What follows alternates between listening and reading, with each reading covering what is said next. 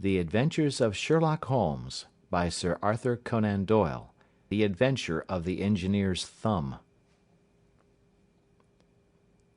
Of all the problems which have been submitted to my friend, Mr. Sherlock Holmes, for solution during the years of our intimacy, there were only two which I was the means of introducing to his notice, that of Mr. Hatherley's thumb, and that of Colonel Warburton's madness.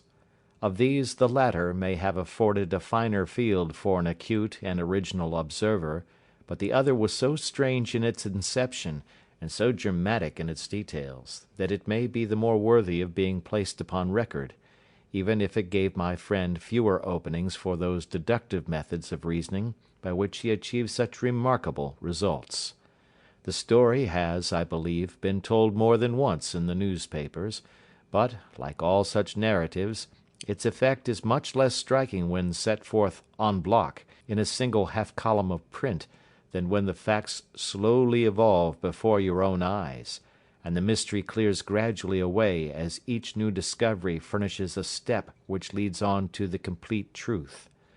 At the time the circumstances made a deep impression upon me, and the lapse of 2 years has hardly served to weaken the effect.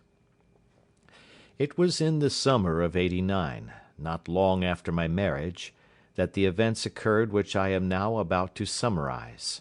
I had returned to civil practice and had finally abandoned Holmes in his Baker Street rooms, although I continually visited him, and occasionally even persuaded him to forego his Bohemian habits so far as to come and visit us. My practice had steadily increased, and as I happened to live at no very great distance from Paddington Station, I got a few patients from among the officials. One of these, whom I had cured of a painful and lingering disease, was never weary of advertising my virtues, and of endeavouring to send me on every sufferer over whom he might have any influence. One morning, at a little before 7 o'clock, I was awakened by the maid tapping at the door to announce that 2 men had come from Paddington and were waiting in the consulting room. I dressed hurriedly, for I knew by experience that railway cases were seldom trivial, and hastened downstairs. As I descended, my old ally, the guard, came out of the room and closed the door tightly behind him. "I've got him here," he whispered, jerking his thumb over his shoulder. "He's all right." "What is it, then?" I asked, for his manner suggested that it was some strange creature which he had caged up in my room. "It's a new patient," he whispered. "I thought I'd bring him round myself. Then he couldn't slip away. There he is, all safe and sound. I must go now, doctor. I have my duties just the same as you." And off he went, this trusty toot, without even giving me time to thank him. I entered my consulting room and found a gentleman seated by the table. He was quietly dressed in a suit of heather tweed, with a soft cloth cap which he had laid down upon my books. Round one of his hands he had a handkerchief wrapped, which was mottled all over with blood stains.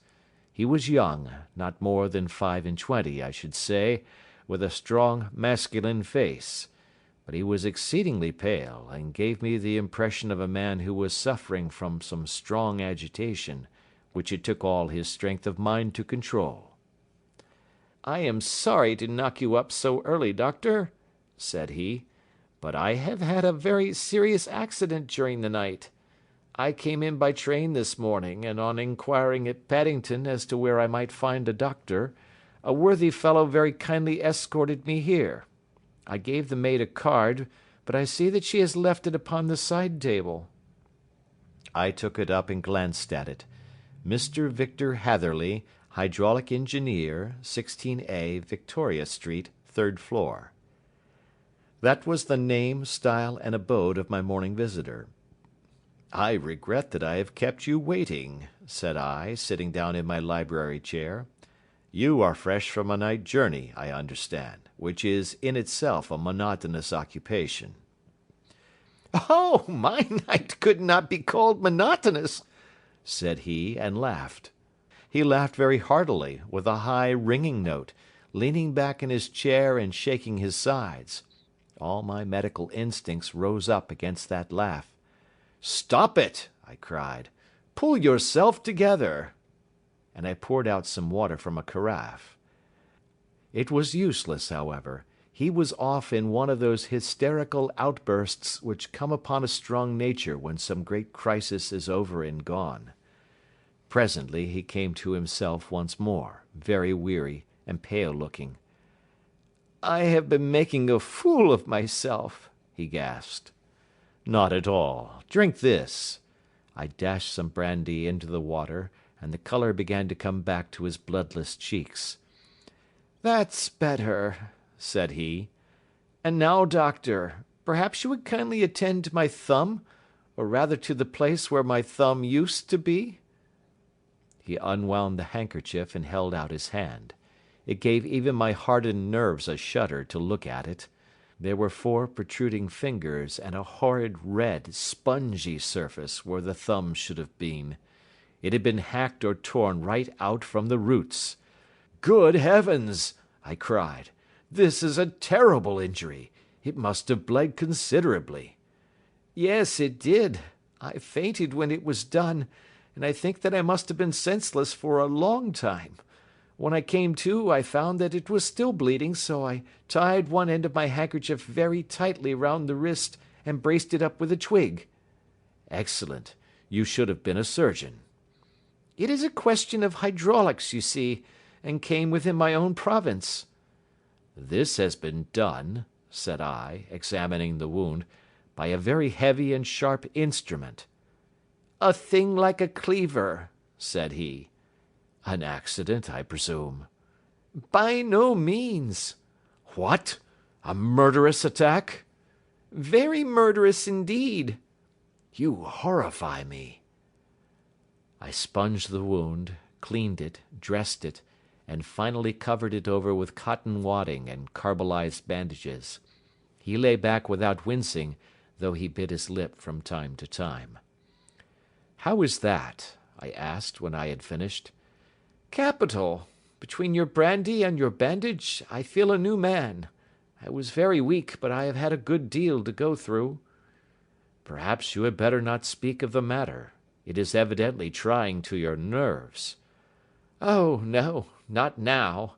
I shall have to tell my tale to the police. But, between ourselves, if it were not for the convincing evidence of this wound of mine, I should be surprised if they believed my statement, for it is a very extraordinary one, and I have not much in the way of proof with which to back it up. And even if they believe me, the clues which I can give them are so vague that it is a question whether justice will be done."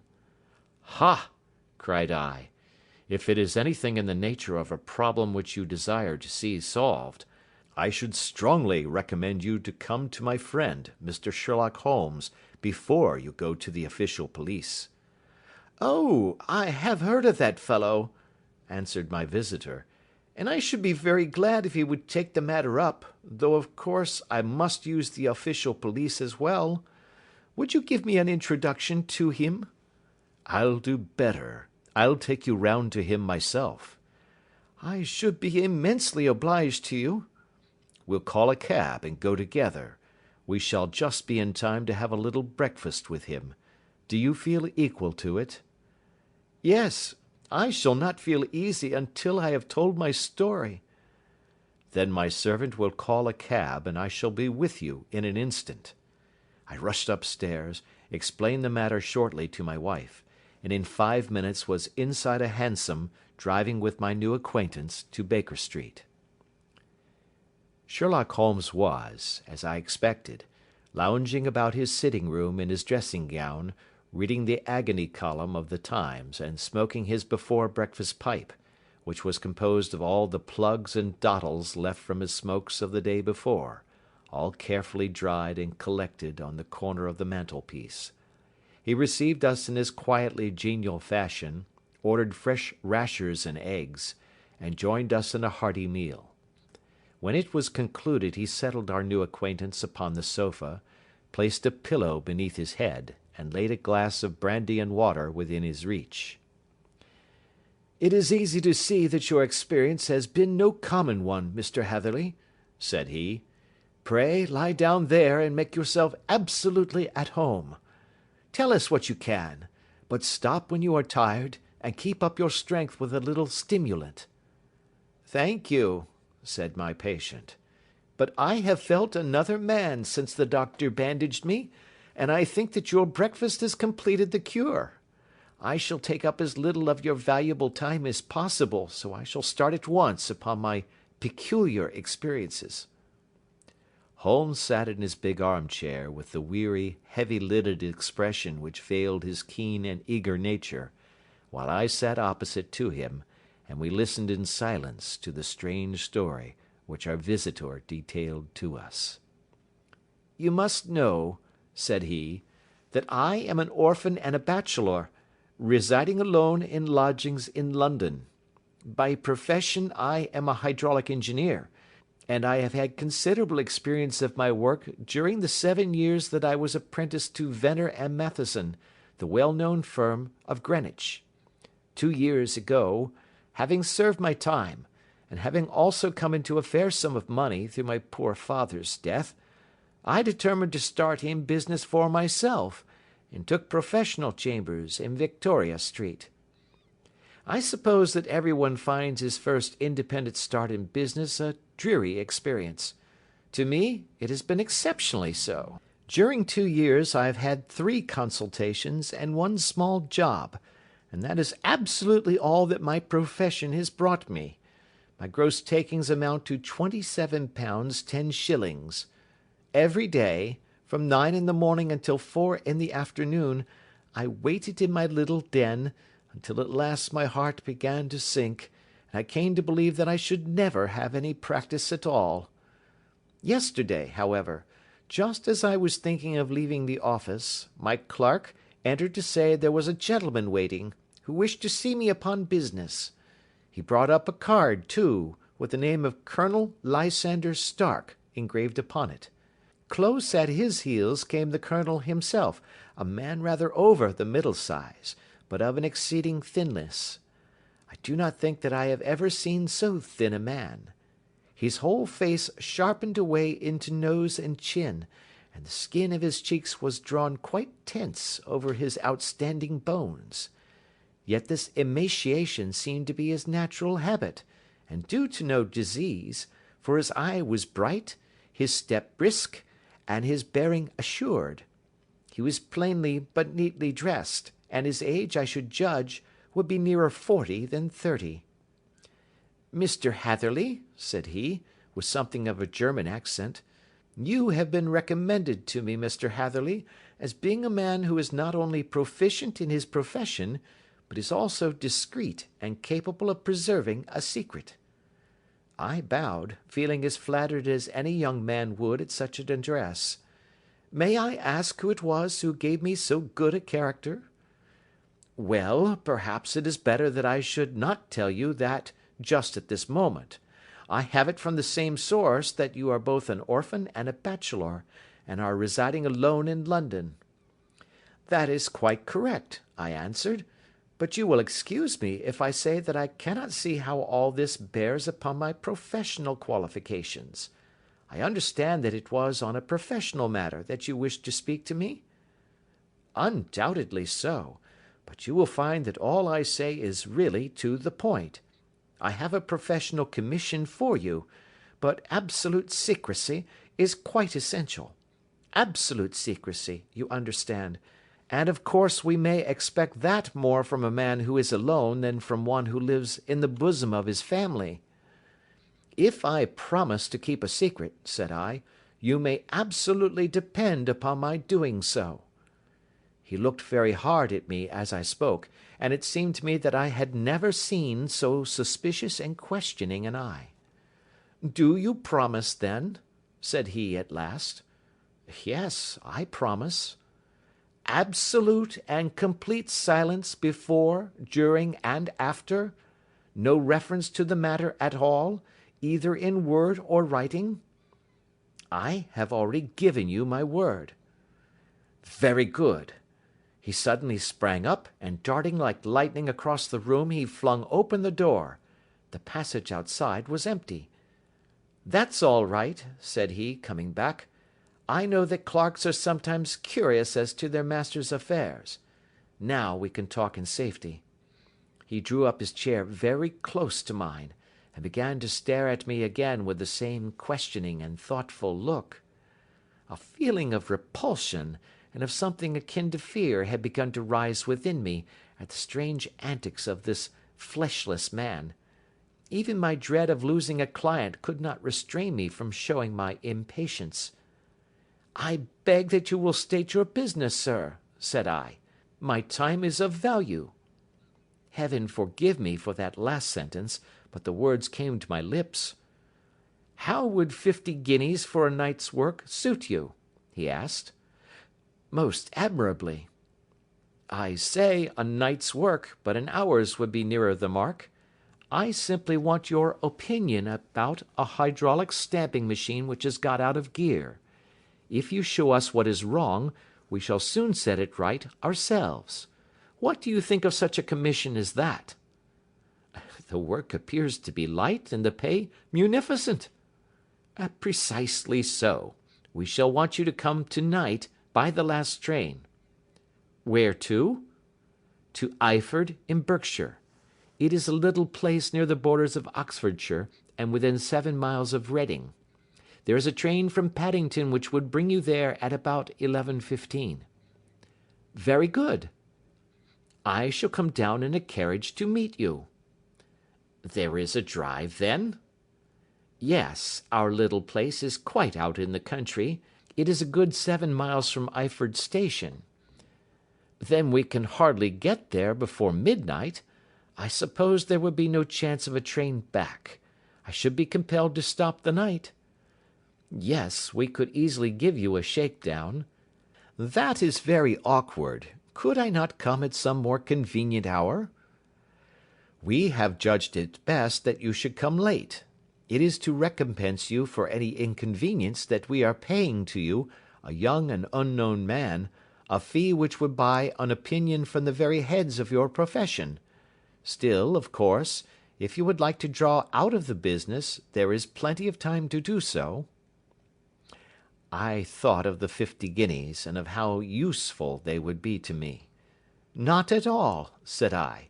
"I shall be very happy to accommodate myself to your wishes.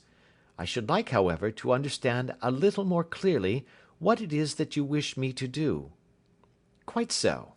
It is very natural that the pledge of secrecy which we have exacted from you should have aroused your curiosity.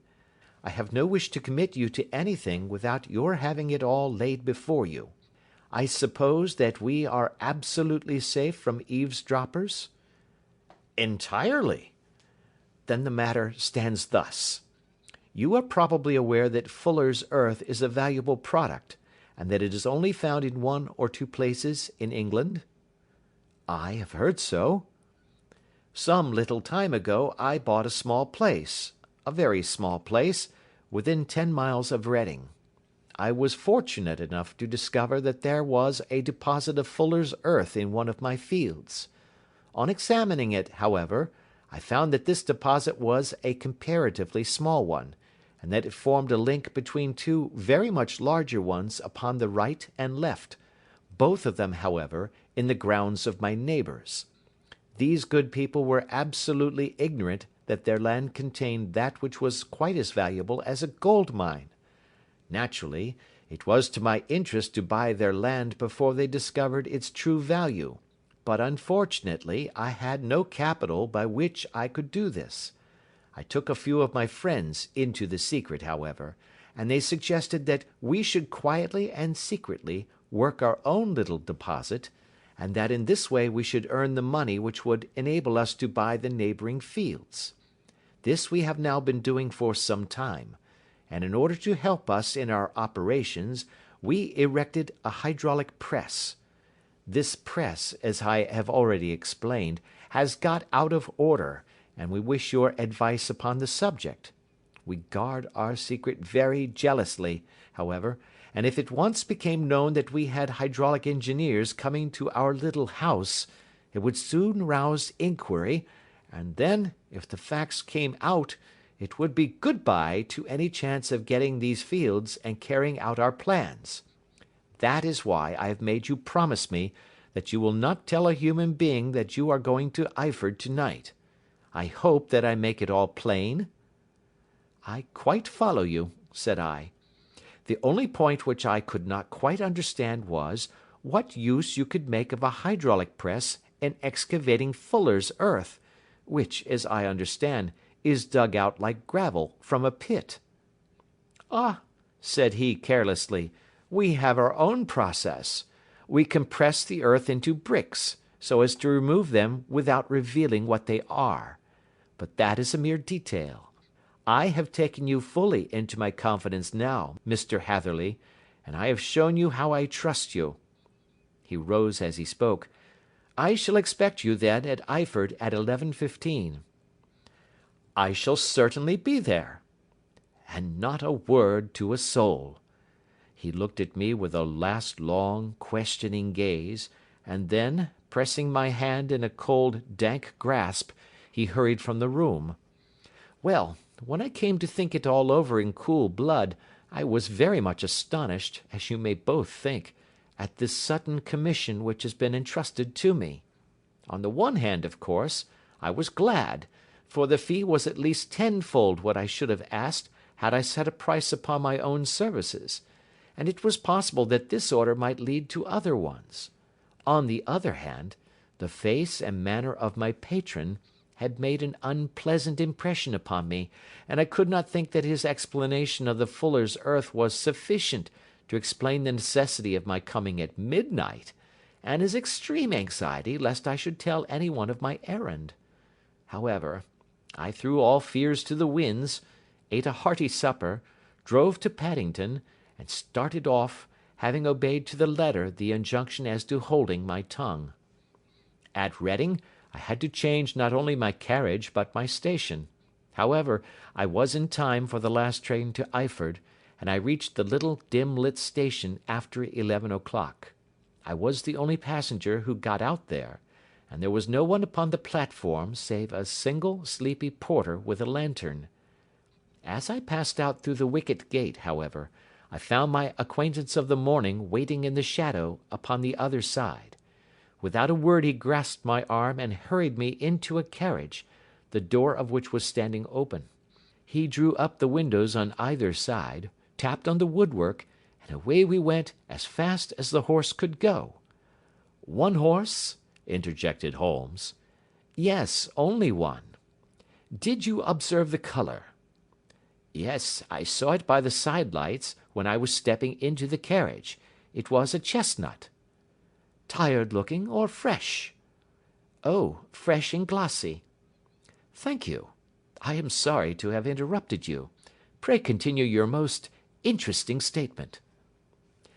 "Away we went then, and we drove for at least an hour.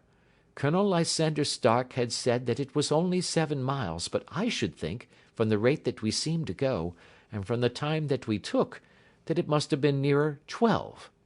He sat at my side in silence all the time, and I was aware, more than once when I glanced in his direction, that he was looking at me with great intensity. The country roads seemed to be not very good in that part of the world, for we lurched and jolted terribly. I tried to look out of the windows to see something of where we were, but they were made of frosted glass, and I could make out nothing save the occasional bright blur of a passing light. Now and then I hazarded some remark to break the monotony of the journey, but the colonel answered only in monosyllables, and the conversation soon flagged. At last, however, the bumping of the road was exchanged for the crisp smoothness of a gravel drive, and the carriage came to a stand. Colonel Lysander Stark sprang out, and, as I followed after him, pulled me swiftly into a porch which gaped in front of us. We stepped, as it were, right out of the carriage and into the hall, so that I failed to catch the most fleeting glance of the front of the house. The instant that I had crossed the threshold the door slammed heavily behind us, and I heard faintly the rattle of the wheels as the carriage drove away. It was pitch dark inside the house, and the colonel fumbled about looking for matches and muttering under his breath. Suddenly a door opened at the other end of the passage, and a long, golden bar of light shot out in our direction. It grew broader, and a woman appeared with a lamp in her hand, which she held above her head, pushing her face forward and peering at us. I could see that she was pretty, and from the gloss with which the light shone upon her dark dress, I knew that it was a rich material. She spoke a few words in a foreign tongue, in a tone as though asking a question, and when my companion answered in a gruff monosyllable, she gave such a start that the lamp nearly fell from her hand. Colonel Stark went up to her, whispered something in her ear, and then, pushing her back into the room from whence she had come, he walked towards me again with the lamp in his hand. "Perhaps you will have the kindness to wait in this room for a few minutes," said he, throwing open another door. It was a quiet, little, plainly furnished room, with a round table in the centre, on which several German books were scattered. Colonel Stark laid down the lamp on the top of a harmonium beside the door. "I shall not keep you waiting an instant," said he, and vanished into the darkness. I glanced at the books upon the table, and in spite of my ignorance of German I could see that 2 of them were treatises on science, the others being volumes of poetry. Then I walked across to the window, hoping that I might catch some glimpse of the countryside, but an oak shutter, heavily barred, was folded across it. It was a wonderfully silent house. There was an old clock ticking loudly somewhere in the passage, but otherwise everything was deadly still. A vague feeling of uneasiness began to steal over me. Who were these German people, and what were they doing living in this strange, out-of-the-way place? And where was the place? I was 10 miles or so from Eyford, that was all I knew, but whether north, south, east, or west I had no idea. For that matter, Reading, and possibly other large towns, were within that radius, so the place might not be so secluded after all. Yet it was quite certain, from the absolute stillness, that we were in the country. I paced up and down the room, humming a tune under my breath to keep up my spirits, and feeling that I was thoroughly earning my 50-guinea fee. Suddenly, without any preliminary sound in the midst of the utter stillness, the door of my room swung slowly open.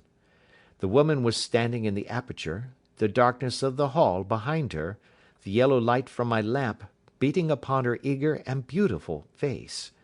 I could see at a glance that she was sick with fear, and the sight sent a chill to my own heart. She held up one shaking finger to warn me to be silent, and she shot a few whispered words of broken English at me, her eyes glancing back, like those of a frightened horse, into the gloom behind her. "I would go," said she, trying hard, as it seemed to me, to speak calmly. "I would go. I should not stay here. There is no good for you to do." "But, madam," said I have not yet done what I came for. I cannot possibly leave until I have seen the machine." "It is not worth your while to wait," she went on. "You can pass through the door, no one hinders." And then, seeing that I smiled and shook my head, she suddenly threw aside her constraint and made a step forward, with her hands wrung together. "For the love of heaven," she whispered, "get away from here before it is too late." But I am somewhat headstrong by nature, and the more ready to engage in an affair when there is some obstacle in the way. I thought of my 50-guinea fee, of my wearisome journey, and of the unpleasant night which seemed to be before me. Was it all to go for nothing? Why should I slink away without having carried out my commission, and without the payment which was my due? This woman might, for all I knew, be a monomaniac. With a stout bearing, therefore, though her manner had shaken me more than I cared to confess, I still shook my head, and declared my intention of remaining where I was.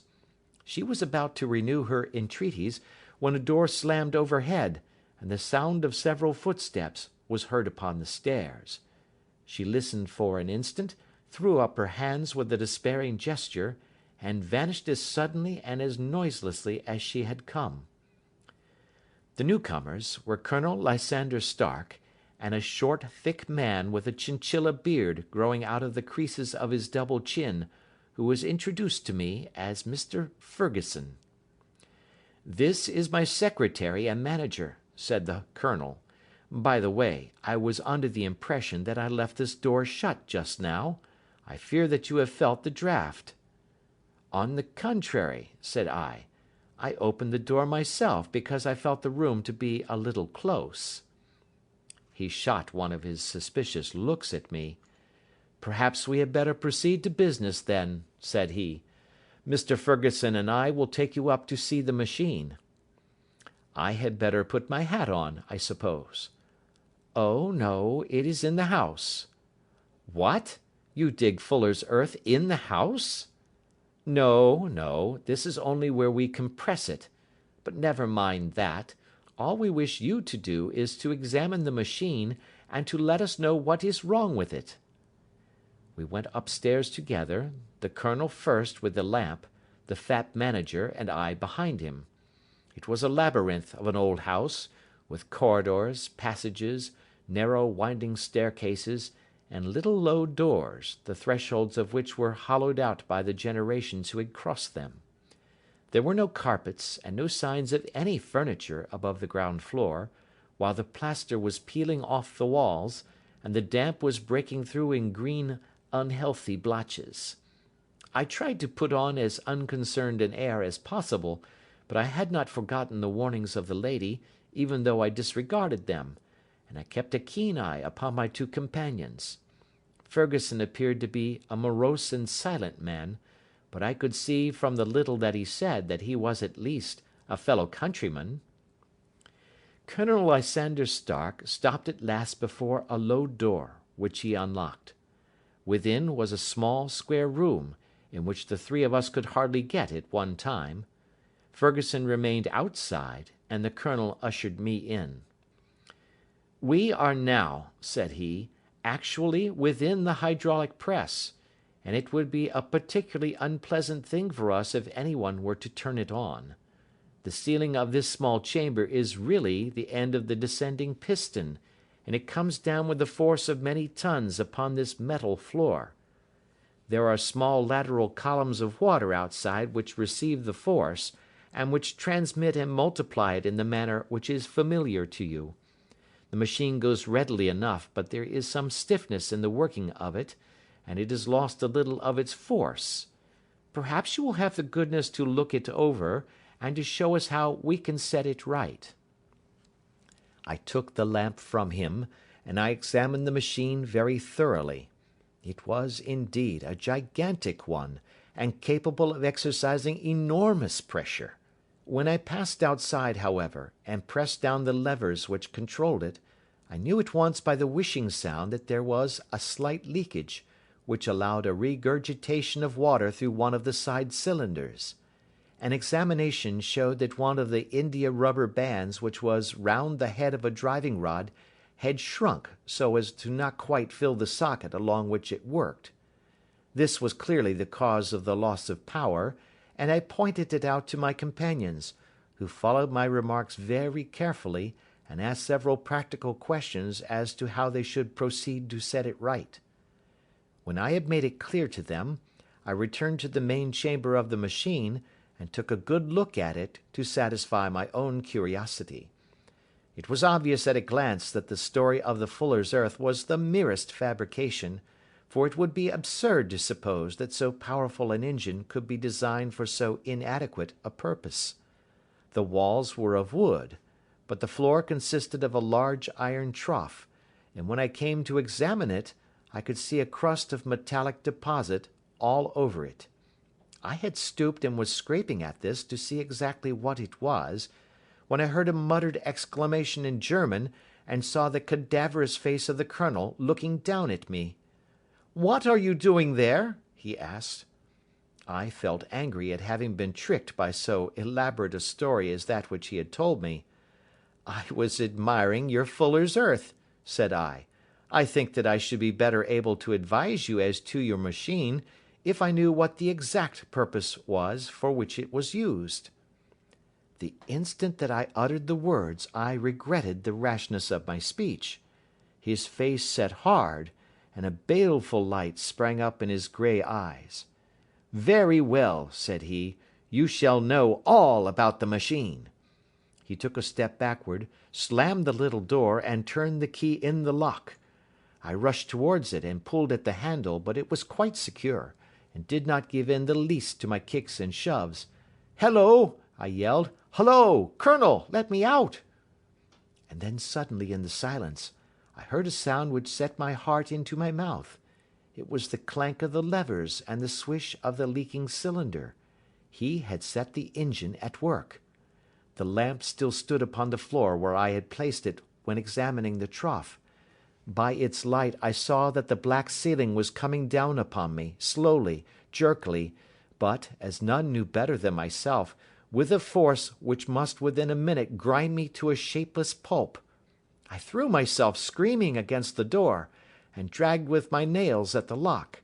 I implored the colonel to let me out, but the remorseless clanking of the levers drowned my cries. The ceiling was only a foot or two above my head, and with my hand upraised I could feel its hard, rough surface. Then it flashed through my mind that the pain of my death would depend very much upon the position in which I met it. If I lay on my face, the weight would come upon my spine, and I shuddered to think of that dreadful snap. Easier the other way, perhaps, and yet, had I the nerve to lie and look up at that deadly black shadow wavering down upon me? Already I was unable to stand erect, when my eye caught something which brought a gush of hope back to my heart. I have said that though the floor and ceiling were of iron, the walls were of wood. As I gave a last hurried glance around, I saw a thin line of yellow light between two of the boards, which broadened and broadened as a small panel was pushed backwards. For an instant I could hardly believe that here was indeed a door which led away from death. The next instant I threw myself through, and lay half fainting upon the other side. The panel had closed again behind me, but the crash of the lamp, and a few moments afterwards the clang of the two slabs of metal, told me how narrow had been my escape. I was recalled to myself by a frantic plucking at my wrist, and I found myself lying upon the stone floor of a narrow corridor, while a woman bent over me and tugged at me with her left hand, while she held a candle in her right. It was the same good friend whose warning I had so foolishly rejected. "Come, come," she cried breathlessly. "They will be here in a moment. They will see that you are not there. Oh, do not waste the so precious time, but come." This time, at least, I did not scorn her advice. I staggered to my feet, and ran with her along the corridor and down a winding stair. The latter led to another broad passage, and just as we reached it we heard the sound of running feet and the shouting of two voices, one answering the other from the floor on which we were, and from the one beneath. My guide stopped and looked about her like one who is at her wits' end. Then she threw open a door which led into a bedroom, through the window of which the moon was shining brightly. "It is your only chance," said she. "It is high, but it may be that you can jump it." As she spoke, a light sprang into view at the further end of the passage, and I saw the lean figure of Colonel Lysander Stark rushing forward with a lantern in one hand and a weapon like a butcher's cleaver in the other. I rushed across the bedroom, flung open the window, and looked out. How quiet and sweet and wholesome the garden looked in the moonlight, and it could not be more than 30 feet down. I clambered out upon the sill, but I hesitated to jump until I should have heard what passed between my saviour and the ruffian who pursued me. If she were ill used, then at any risks I was determined to go back to her assistance. The thought had hardly flashed through my mind before he was at the door, pushing his way past her, and she threw her arms round him and tried to hold him back. "Fritz, Fritz," she cried in English, "remember your promise after the last time. You said it should not be again. He will be silent. Oh, he will be silent." "You are mad, Elise," he shouted. struggling to break away from her. "You will be the ruin of us. He has seen too much. Let me pass, I say." He dashed her to one side, and rushing to the window, cut at me with his heavy weapon. I had let myself go, and was hanging by the hands to the sill, when his blow fell. I was conscious of a dull pain, my grip loosened, and I fell into the garden below. I was shaken, but not hurt by the fall, so I picked myself up and rushed off among the bushes as hard as I could run, for I understood that I was far from being out of danger yet. Suddenly, however, as I ran, a deadly dizziness and sickness came over me. I glanced down at my hand, which was throbbing painfully, and then for the first time saw that my thumb had been cut off, and that the blood was pouring from my wound. I endeavoured to tie my handkerchief round it, but there came a sudden buzzing in my ears, and next moment I fell in a dead faint among the rose bushes. How long I remained unconscious I cannot tell. It must have been a very long time, for the moon had sunk, and a bright morning was breaking when I came to myself. My clothes were all sodden with dew, and my coat sleeve was drenched with blood from my wounded thumb. The smarting of it recalled in an instant all the particulars of my night's adventure, and I sprang to my feet with the feeling that I might hardly yet be safe from my pursuers. But to my astonishment, when I came to look round me, neither house nor garden were to be seen. I had been lying in an angle of the hedge close by the high road, and just a little lower down was a long building, which proved, upon my approaching it, to be the very station at which I had arrived upon the previous night. Were it not for the ugly wound upon my hand, all that had passed during those dreadful hours might have been an evil dream. Half dazed, I went into the station and asked about the morning train. There would be one to Reading in less than an hour. The same porter was on duty, I found, as had been there when I arrived. I inquired of him whether he had ever heard of Colonel Lysander Stark. The name was strange to him. Had he observed a carriage the night before waiting for me? No, he had not. Was there a police station anywhere near? There was one about 3 miles off. It was too far for me to go, weak and ill as I was. I determined to wait until I got back to town before telling my story to the police. It was a little past 6 when I arrived, so I went first to have my wound dressed, and then the doctor was kind enough to bring me along here. I put the case into your hands, and shall do exactly what you advise." We both sat in silence for some little time after listening to this extraordinary narrative. Then Sherlock Holmes pulled down from the shelf one of the ponderous commonplace books in which he placed his cuttings. "Here is an advertisement which will interest you," said he. "It appeared in all the papers about a year ago. Listen to this. 'Lost, on the 9th instant, Mr. Jeremiah Hayling, aged 26, a hydraulic engineer. Left his lodgings at 10 o'clock at night, and has not been heard of since. Was dressed in, etc., etc.' Ha! That represents the last time that the Colonel needed to have his machine overhauled, I fancy." "Good heavens!" cried my patient. "Then that explains what the girl said." "Undoubtedly. It is quite clear that the Colonel was a cool and desperate man, who was absolutely determined that nothing should stand in the way of his little game, like those out-and-out pirates who will leave no survivor from a captured ship. Well, every moment now is precious, so if you feel equal to it, we shall go down to Scotland Yard at once as a preliminary to starting for Eyford." Some 3 hours or so afterwards we were all in the train together, bound from Reading to the little Berkshire village. There were Sherlock Holmes, the hydraulic engineer, Inspector Bradstreet of Scotland Yard, a plain-clothes man, and myself. Bradstreet had spread an ordnance map of the county out upon the seat, and was busy with his compasses drawing a circle with Eyford for its centre. "There you are," said he. "That circle is drawn at a radius of 10 miles from the village.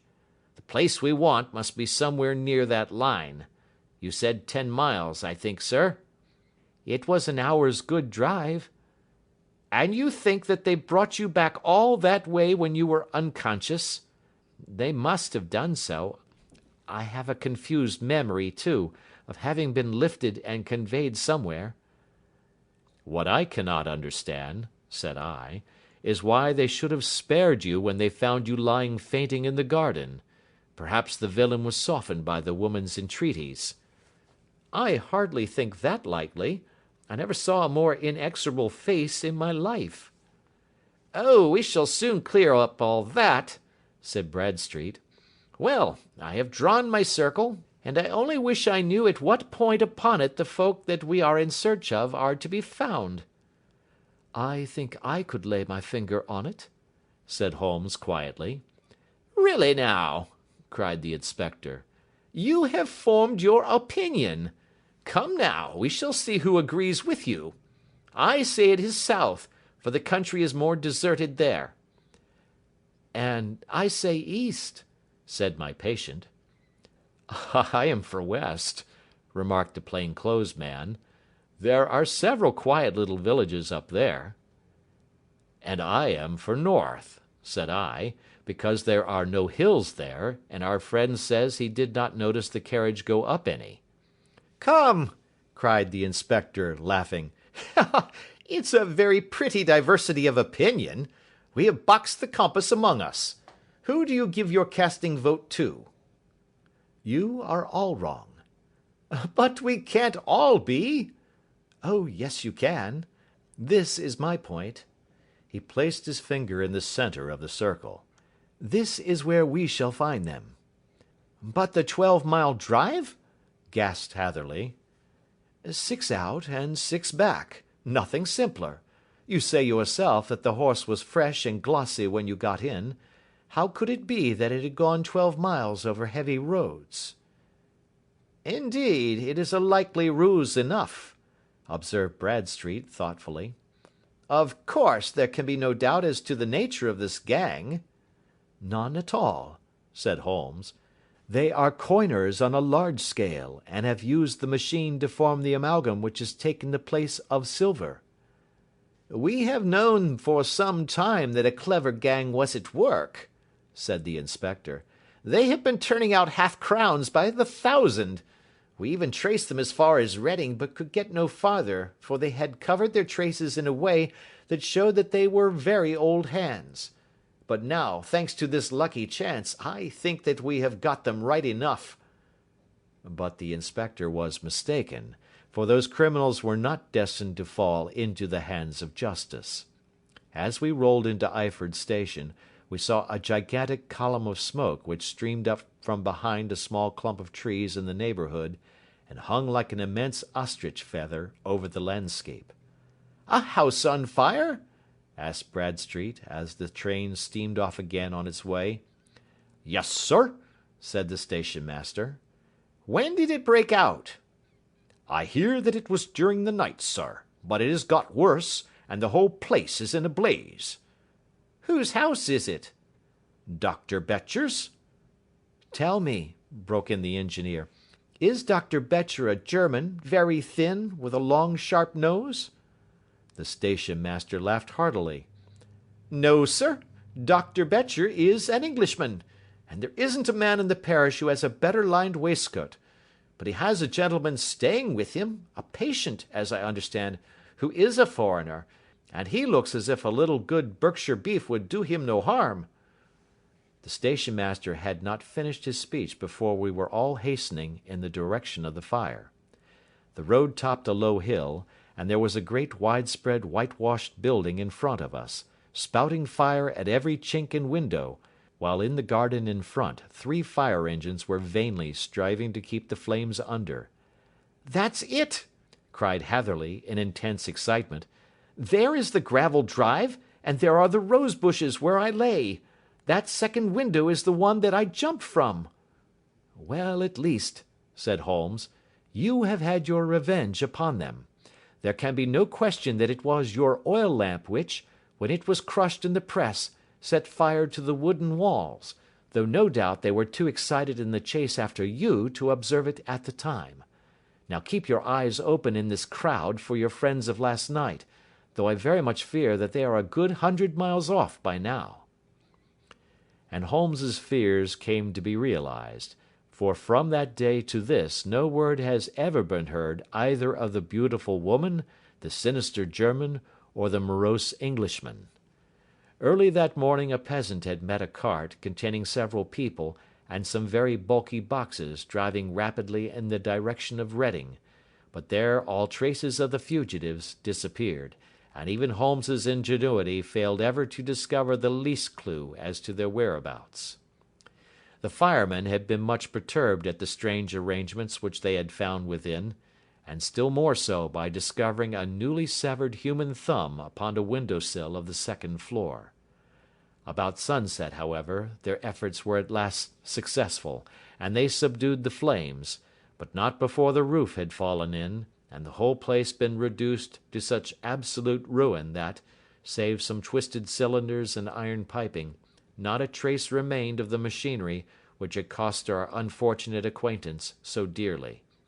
Large masses of nickel and of tin were discovered stored in an outhouse, but no coins were to be found, which may have explained the presence of those bulky boxes which have been already referred to. How our hydraulic engineer had been conveyed from the garden to the spot where he recovered his senses might have remained for ever a mystery were it not for the soft mould, which told us a very plain tale. He had evidently been carried down by two persons, one of whom had remarkably small feet, and the other unusually large ones. On the whole, it was most probable that the silent Englishman, being less bold or less murderous than his companion, had assisted the woman to bear the unconscious man out of the way of danger. "Well," said our engineer ruefully, as we took our seats to return once more to London, "it has been a pretty business for me. I have lost my thumb, and I have lost a 50-guinea fee, and what have I gained?" "Experience," said Holmes, laughing. "Indirectly it may be of value, you know. You have only to put it into words to gain the reputation of being excellent company for the remainder of your existence." End of Adventure 9.